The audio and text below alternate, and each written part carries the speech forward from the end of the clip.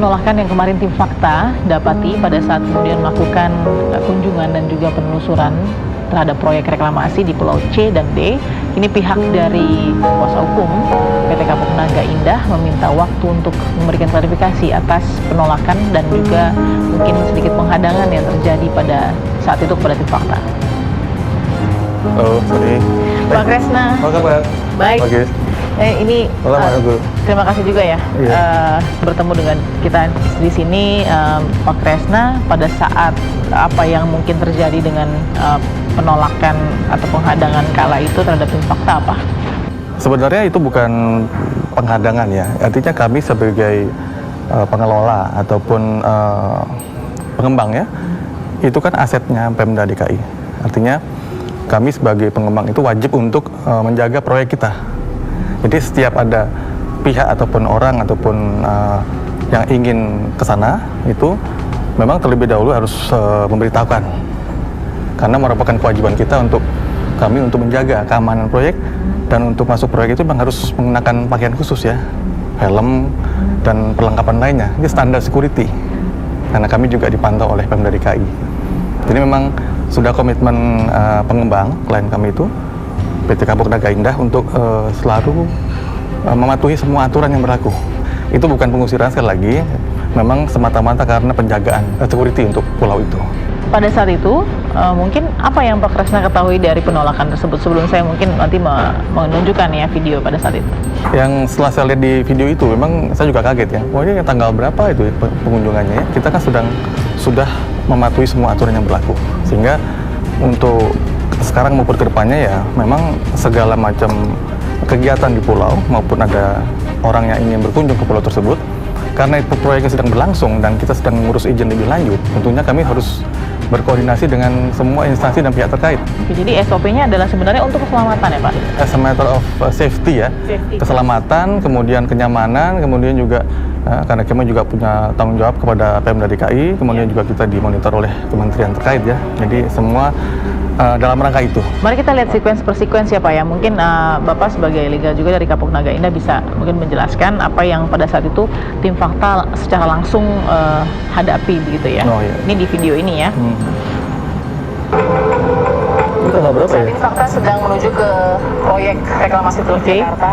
Ini saya masih dalam mobil ya Pak ya. Saya jelaskan dulu ya. Pulau D yang saya masih dalam mobil. HGB atau hak guna bangunan dari Badan tidak sampai di ujung jembatan ya pada saat itu. Sudah dikantongi. Jadi sebenarnya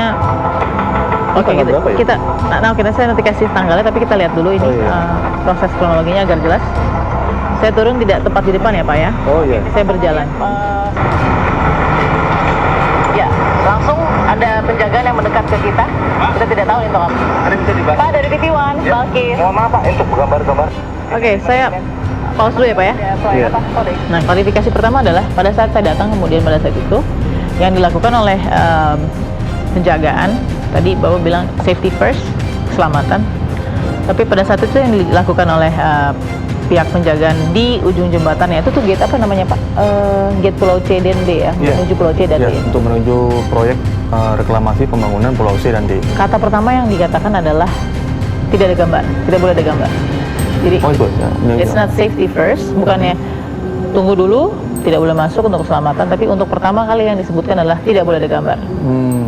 Jadi mungkin ini yang ingin kita klarifikasi juga. Karena memang pada saat itu kondisinya adalah ingin juga memotret bagaimana sih proyek reklamasi ini sebenarnya berseberangan juga dengan kehidupan warga-warga yang ada di sekitarnya. Mungkin bisa dijelaskan pada saat itu kenapa pihak pengamanan punya standar seperti itu. Kalau memang tadi dikatakan safety first atau keselamatan yang lebih utama. Sebagaimana layaknya kalau atau orang lain pihak ketiga ingin mengambil gambar ataupun ingin membuat aktivitas di satu lokasi yang bukan pemiliknya, menurut kami sih itu seyogyanya ya memang harus memberitahu atau izin dulu, atau at least ada suatu perencanaan sehingga dari pihak kami, dari pihak pengembang maupun dari pihak security itu juga mengetahui sebelumnya, jadi bisa dipersiapkan lah sebelumnya itu. Dipersiapkan apanya nih Pak? Persiapkan lokasinya, kemudian bagaimana persiapan di lapangannya untuk kenyamanan, keamanan dan safety tadi. Kan kita nggak tahu apakah mungkin satpam juga atau security tidak tahu apakah Mbak Balkis dan kawan-kawan ini mau masuk atau sekedar ambil gambar atau apa. Jadi maksud dan tujuannya belum diketahui karena tidak ada announcement, tidak ada pemberitahuan juga dari perusahaan, dari pengembang kepada penjaga. Nah, jadi dia kaget mungkin. Oke, pertanyaan saya prosedur standarnya seperti apa kalau memang ada tamu datang? Katakanlah jurnalis mengerjakan tugasnya dan dilindungi juga oleh undang-undang kami begitu ya, dan kita datang kepada security yang sebenarnya punya tujuan untuk keselamatan, tapi kemudian justru menghadang dengan menutup gambar.